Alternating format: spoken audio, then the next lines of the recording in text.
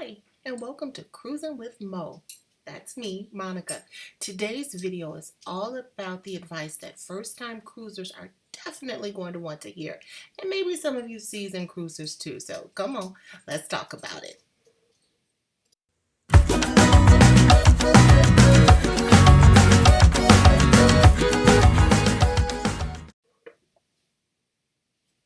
I am so happy that you are here with me today, where we are going to talk about first-time cruising advice.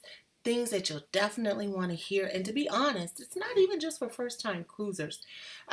Seasoned cruisers as well. Like, we can always learn and grow from the tips that we know.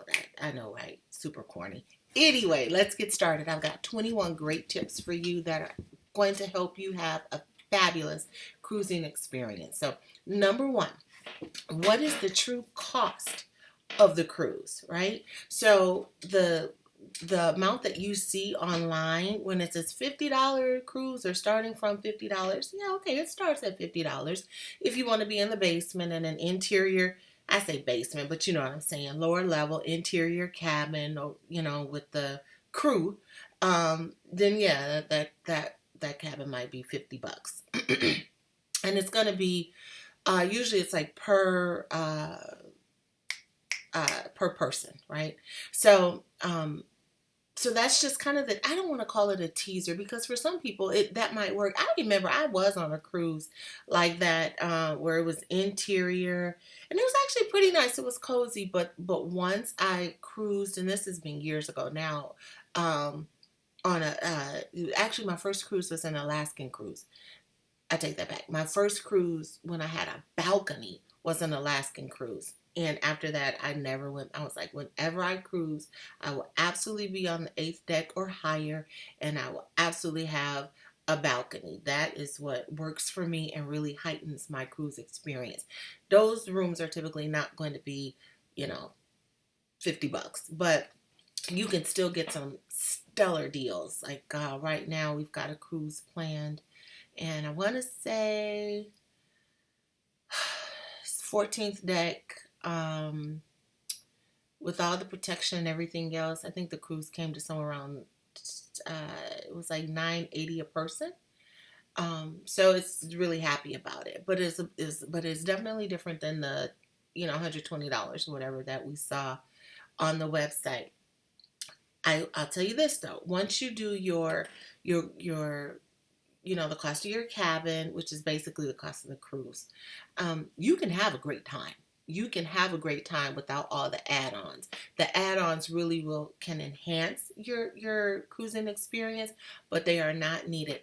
Add-ons would be specialty dining. So when you're cruising, you'll get several meals. Whenever you want to eat, there's going to be an opportunity for you to do it, and do it for free. Like, it's already included in the price that you paid. That's just how it is. But if you want to do a special occasion or something like the steakhouse, which we like to do when we're cruising for a birthday celebration or anniversary or something, then we do enjoy the steakhouse. And I will say, before I tell you that when we cruise, we typically cruise on Carnival, because that's where all of our fun points are. We have a great time. I love the fleet of ships that they have. The cruise directors are everything. They're so much fun. So that's the way that we cruise, and they have a steakhouse on their ships, and I really enjoy those meals. But again, it's not going to be included in the cost of the cruise. It's going to be an add-on. Excursions are also a part of the cost. When you're thinking about how much your cruise is going to cost, you do have to take that into account. We'll talk a little bit about excursions later on in the video.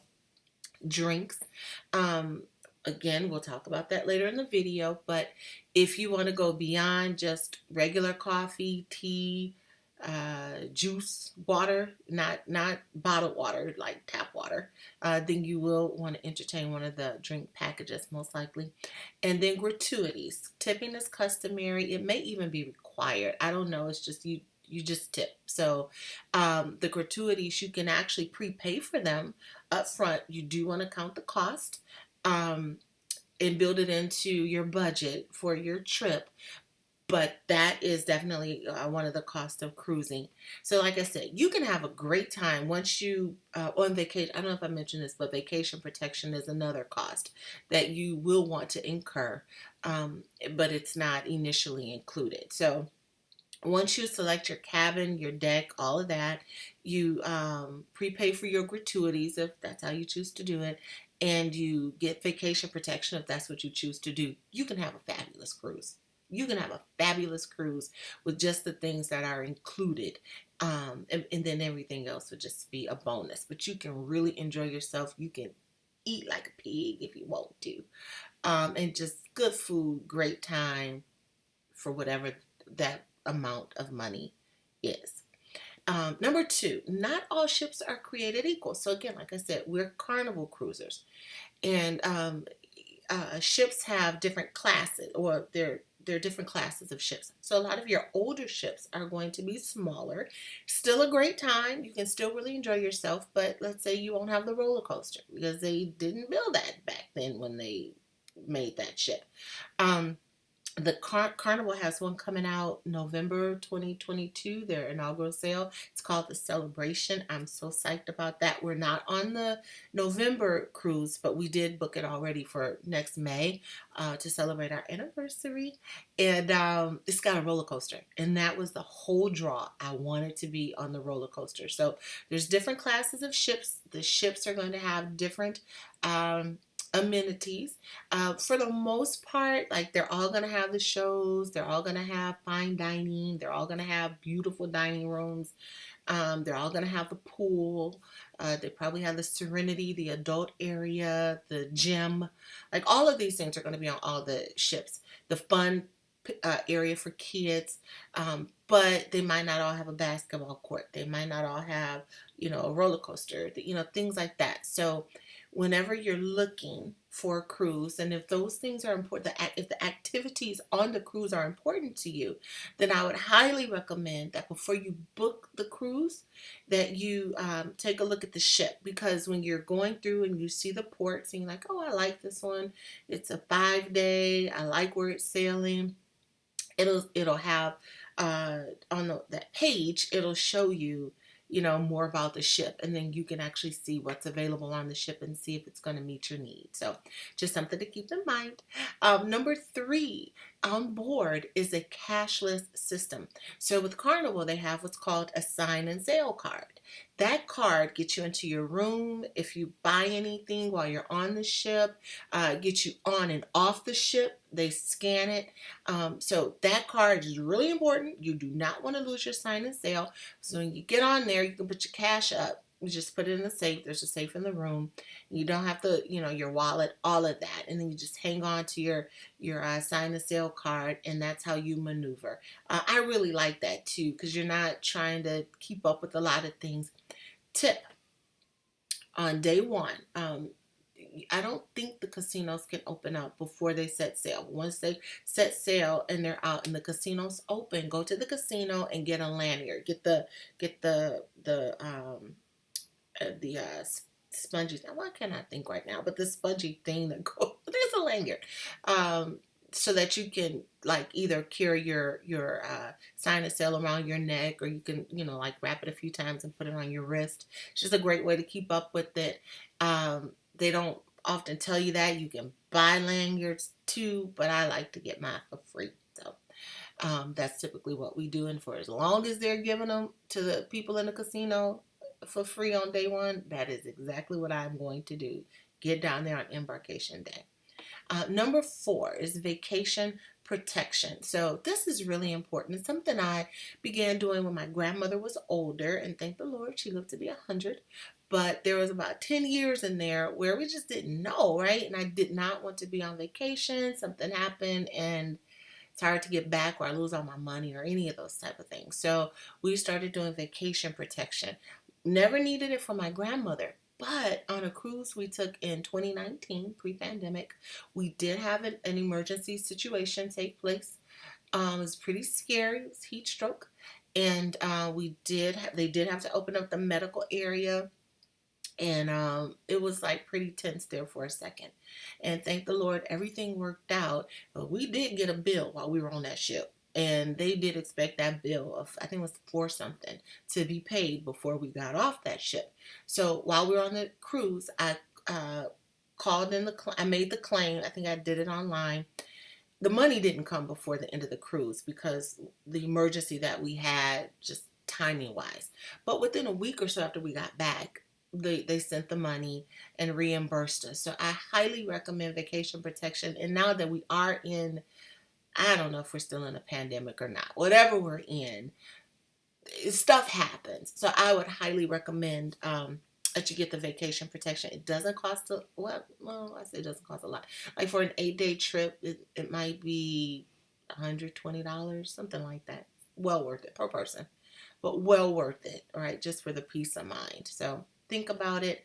But it's definitely not a cost that you initially think about, but it's certainly a cost that you really should consider when you are booking your cruise.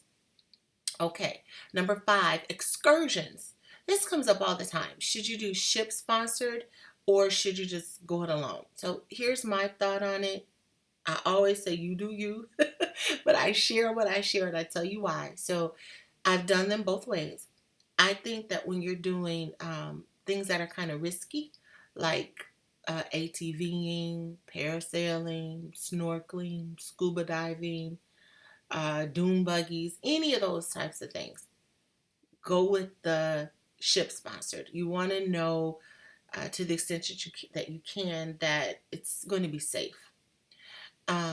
If you're just going to do like a walking tour around the island, just a little shopping, check out, the vendors and stuff, trinkets, just kind of want to see what the island is like. Those maybe you do it on your own, because the 9 times out of 10, from my experience, when you do it on your own, it's cheaper. So I don't think I would book like a sightseeing tour through the ship. Those I do on my own when we get there, unless we're going to an island where it's a little sketchy. In that case, I definitely want to be with something that's ship sponsored, because to my mind, it's been vetted. The other reason why, like one time I won't say where we were, but when we did it on our own, and it was the tour itself was nice, but it was a little scary because the port was like behind bars, if you will, and they made sure they took account of who was going out. And then when we got out, I'm like, why are there like armored doors on some of these homes? And he's like, oh, that's the drug lord, and then da da da, and that's a little scary, So in the future, I will do more research on the islands that we're going to, and if they're a little suspect, Mo will will be doing something that the ship sponsors, or just staying on the ship, or just staying right around the port area. So I want to be safe, right? The other time, it's a really good idea to do a ship sponsored excursion is if it's going to be like an hour or so away. You've got to drive like an hour or so to get there, and then an hour or so back. Well, when the ship says they're leaving at 4, that is exactly what they mean. So what I've learned, or what I recommend, I should say, is if you're going to be going a distance, do it with the ship, because if something happens, there's an accident on the road and there's only one road, or whatever, tire trouble, whatever, car trouble. If it's a ship sponsored excursion, they'll wait for you. If it's not, bye bye, and then you have to figure out how you're going to catch up with that ship. So just things to keep in mind. Pay attention to time changes. Whenever you dock, they will say what time it is, what the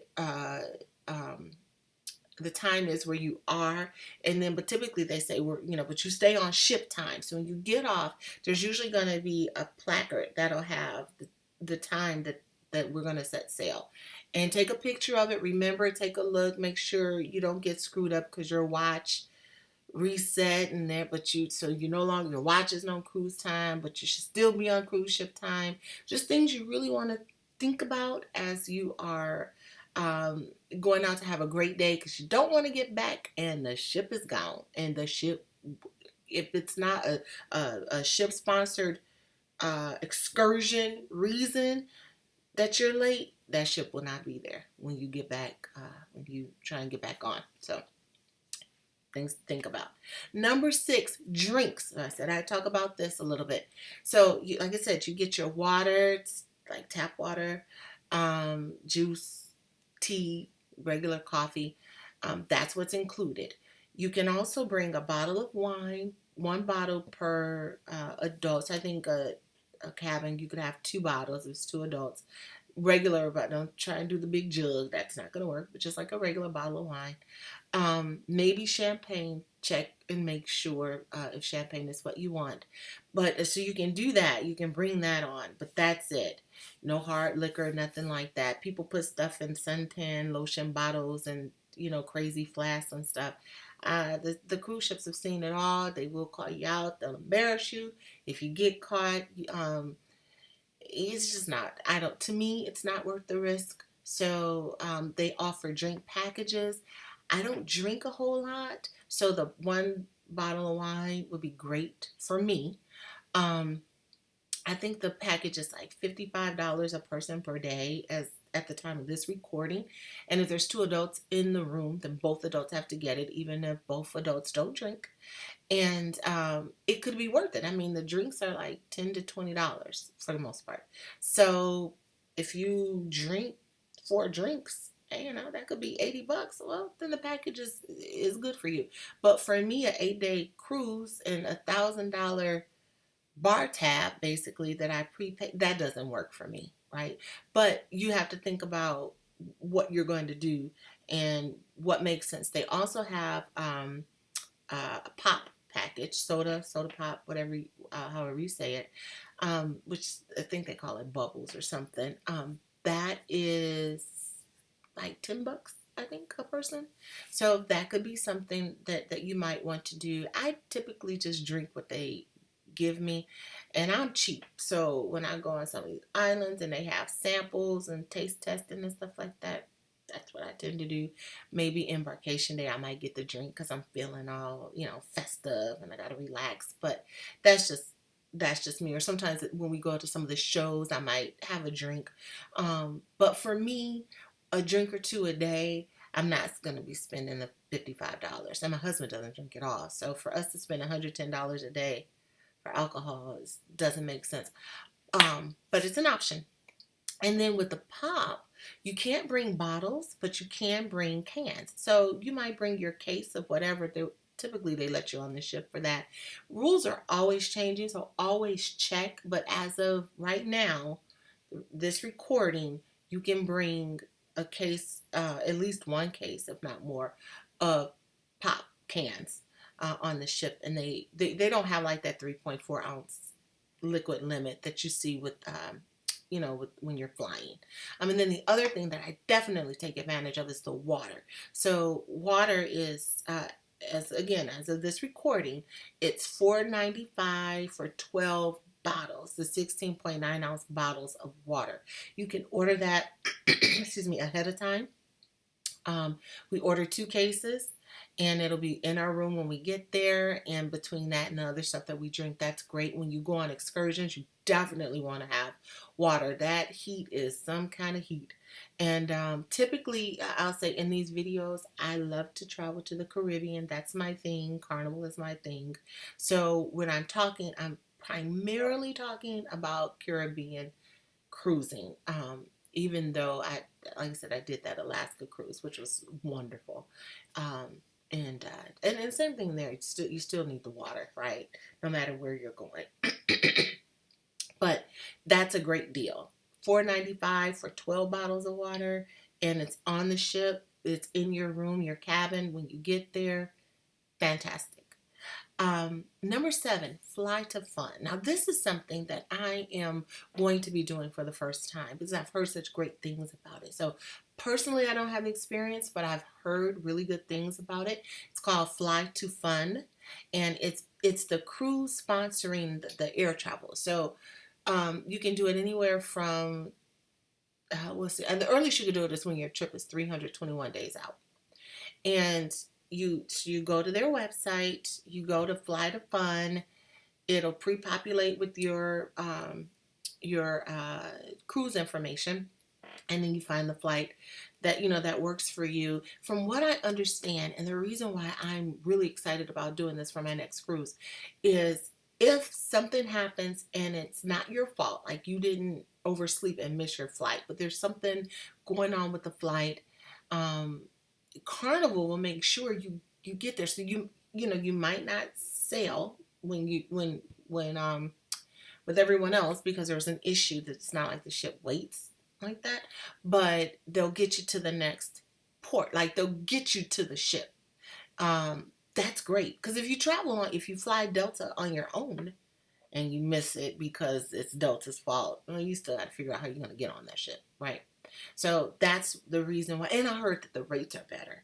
So either comparable or better. And I'm sure I can still use my frequent flyer miles. So I'm really excited about it. I'll have a follow-up video to tell you how it went. But right now, I'm just telling you what I've heard about Fly to Fun. And it sounds good enough that I'm going to give it a whirl.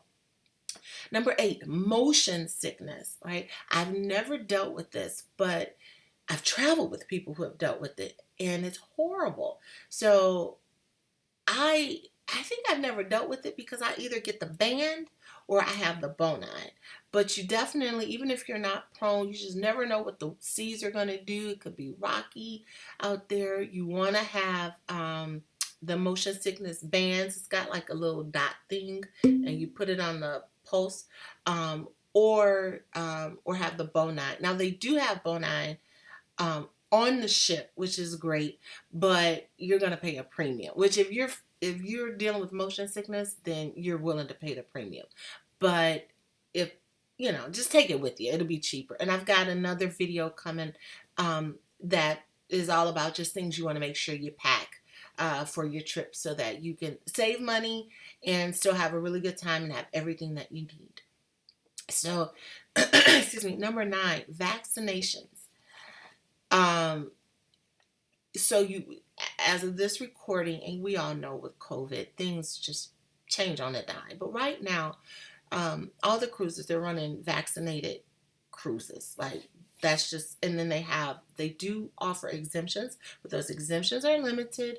Make sure that you go online and read what those exemptions are. And it's a small percentage of passengers exemptions that they give out per cruise. So everyone who applies for one won't get it. And from what I understand, you don't even know until like you're right up on the window whether or not you got the exemption. So and I get it. I've got a girlfriend who she can't get the vaccine for health reasons. So I get it. I understand everybody can't get vaccinated, but when you are cruising, if you can, it just eliminates a lot of hassle. You do have to be fully vaccinated. So it's not like you can get your first shot and your next shot, it's like 3 weeks out and your cruise is 2 weeks out. No, you have to have your final dose, I think like 2 weeks before you set sail, and then you've got to do rapid tests. So there's a lot of rules around COVID. I suggest you check those rules when you book your cruise and then stay on top of them because guidance is constantly changing. So what may be applicable today, a month from now, it may be something totally different. But just know that as of right now, everyone who applies for a vaccine exemption will not get one. Number 10, when you book your cabin, really pay attention. And I've got a whole video coming up of just kind of maybe the areas you might want to think about avoiding. But the thing I'll say in this one is if you want to minimize the motion, like if it's not the motion you're making with your boat, you know what I'm saying? You want to minimize the motion. You really want to be like in the middle of the ship, maybe not all the way towards the top, but somewhere like right there in the middle, sandwiched between two cabin decks so you're not getting noise that you don't want to hear. I think you're about to hear my dog jump up because I hear someone coming in the house. I got a big old Great Dane and she's like, who just walked in? Yep, someone's coming in the house.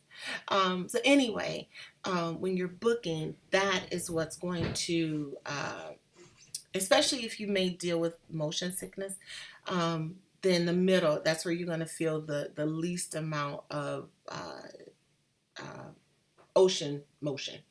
Um, the other thing, you know what, I'm just going to do a whole video on it, because when you think about your where you book, um, you know, you probably don't necessarily want to be near the elevators or near, you know, right above the Lido deck where there's a lot of noise. So anyway, so we'll talk more about that. But just for especially for first time cruisers, I just want you to be aware of really being mindful of where you book that cabin.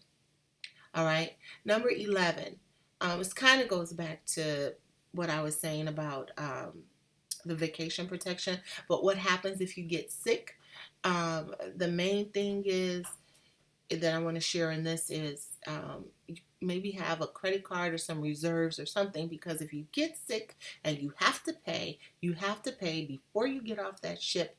And I mean, and that's just that. So have the money available. It was, for us, it was a almost $500 expense we hadn't planned for, but it's what we had to do because we wanted to go home. So, and I think we got that bill like 2 days before the ship even came back to dock. So they were serious about making sure they got paid. Um, so something else to kind of think about, and I'll go into this a little bit more in another video too. Right now, I just kind of want to get the wheels turning, things for you to think about. But if you, when you sail, you put money on your account, so you have to either put a credit card on file, or load cash onto your account, or your debit card. Now, what I say about the debit card is they typically place a hold on your money. So if you spend $100, let's say day one they might hold $100, and then maybe day three they hold another $100, and maybe day five they hold another $100. You won't get that money. Won't come off hold until you get back. So that's something that you want to think about. What may work better is putting cash on your sign and sale, or using a credit card and then just paying it off before you exit the ship. Um, Number 13. This is like my favorite. You can order as much food as you want to in the dining room, and you won't look like a pig. It's the meals are amazing, and you can order like 3 different entrees. You can try stuff you've never tried before. Now, I'm not saying eat all 3 entrees unless you want to. I'm just saying, you just sample it. But you can do that and you won't look like a pig. I do it all the time, and don't let it be lobster night. Oh my God, I want 2, hands down. Then there's also number 14 is 14 is room service. So with room service, something I discovered maybe 5 or 6 years ago. I hadn't really done much with room service before, but I absolutely love it because you can set up what you want to eat in the morning. Like early morning, we would have them deliver coffee to the room, and we would sit out on the balcony and just like enjoy, and then take our time going down and actually having breakfast. We might have coffee and a bagel, but it's just great to utilize the room services. And for the most part, they're included. There may be some things you have to pay extra for, but the service in general is something that is available to you. The other thing, so I enjoy cruising. I'm not a huge buffet eater. Violet, stop. Sorry, my dog's going crazy. So whenever possible, I like to eat in the dining room, including breakfast. So we don't go to the main area and go around the buffet and battle the crowds. We have breakfast in the dining room, and it's absolutely lovely. We typically get a table just for 2 and just enjoy, and then figure out what we're going to do for the day. So that's number 15. Number 16, you will need a carry-on for the end of the cruise. So when you are getting off the cruise, the night before, you will have to set your luggage out by your door, unless you want to carry everything off yourself, right? So what we recommend is having a carry-on that's got whatever you're going to need and your travel documents, the clothes that you're going to wear, just everything that you're going to need for the first several hours of debarkation day, because it could be quite a while before you actually see your luggage. So your hair products, toothbrush, everything that you're going to need um, to feel fresh when you are exiting the ship. And I've got another video about embarkation and debarkation days and what to do, what to expect, and how to prepare for them. Number 17, this one is huge. I probably should have put this as number 1. Keep your travel documents and your boarding pass with you and not in your luggage. When you get to the ship, they're going to take your luggage and you won't see your luggage for hours when you get to your room. Eventually, it'll make it to your room. I've had my luggage get there like 8, 9 o'clock, like late. And then I've had sometimes when we set sail, it was right there. So just depends. You can't count on when your luggage will be arriving. So you keep your travel docs and your boarding pass, your boarding pass, your government ID, your passport, your birth certificate, all of that needs to stay with you because you have to show it to get onto the ship. You do not want to be up there and say, oh my God, it's in my suitcase and who knows where your suitcase is. So, I've not done that, so I can't say for sure what would happen, but you could probably get left if you can't prove you're supposed to be on that ship because your stuff in your suitcase and your suitcase is nowhere near you. So just keep it on with you and you avoid that stress, right? Because even if you do make it on the ship, you're going to be sweating buckets by the time you get there. So number 18, another really important one, check the expiration date of your passport. Now, if you are traveling from an American port, even though you're going to other countries, and then you're returning to an American port, I don't think you need your passport, at least not right now. I still would say have yours because let's say you do get left, you're off the ship and you do get left, and well, now you are in another country and you got to try and get out. So anyway, you just want to make sure your passport is updated, and I believe that it can't be expiring within a certain window of time. So especially a lot of people haven't traveled in the last couple of years because of COVID. So like our travel documents expired, no, they expire next year. So before we're traveling on that ship. So I'll have to make sure that we take care of our passport documents before we set sail. So just something to take a look at and make sure you're all set. Chargers and cords. So you won't have a lot of outlets in your room. So don't get one that's surge protected. Just get a power strip that's got where you can plug stuff in and your USB cords, your what's the other one? USB-C or something cords. Get a power bank that you can charge. So while you're on excursions and you're out and about and stuff, you're never without a fully charged phone so you can communicate. That's something you definitely want to make sure you have, and just remember to pack your chargers, right? Because I'm sure you can buy them on the ship. I'm sure it will cost a lot of money. Number 20, this is huge.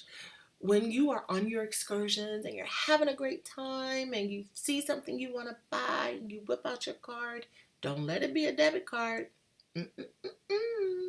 When you are in port, these countries, you use cash or you use your credit card. Because if something happens, you want a recourse, right?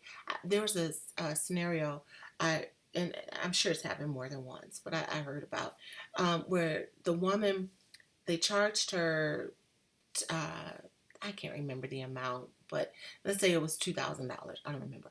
But so she looked at it and she's like, well, what is this? And they said, no, that's in our currency, not your currency. And she's like, oh, okay. And she signed her name. Well, no, it was in American dollars. And she discovered that when she got back. And I don't know how it turned out. I won't even want to know how it turned out. But I know that if you use cash or you use your credit card, you don't have that issue where you're trying to fight to get your money back when you signed a receipt that said, go ahead and take it. And then number 21, contact your bank or your credit card company so they know you're traveling. You don't want to get to wherever you're going. You're at the register, you're trying to check out, and they say, no, we don't know. You're supposed to be in Michigan or Denver or whatever, and not here. And so then they don't do it, and then you try and call, and then there's no reception, or it's just, you don't want to deal with it. So just before you go, make the calls. Coming up, I will have I don't have it today. Well, maybe by the time you're watching it, it'll be loaded. But I have a plan, a cruise travel planner that will help you remember all of these things that you need to do. So you can just kind of go down the checklist and make sure you haven't forgotten anything. So that's it. 21 tips for first time cruisers, or people who have been cruising. I certainly do hope you found this video to be helpful. If you did, please give it a thumbs up. We'll be posting more videos, so just hit that subscribe button and you'll be notified when those videos post. I love to travel. I love to talk. I love to share.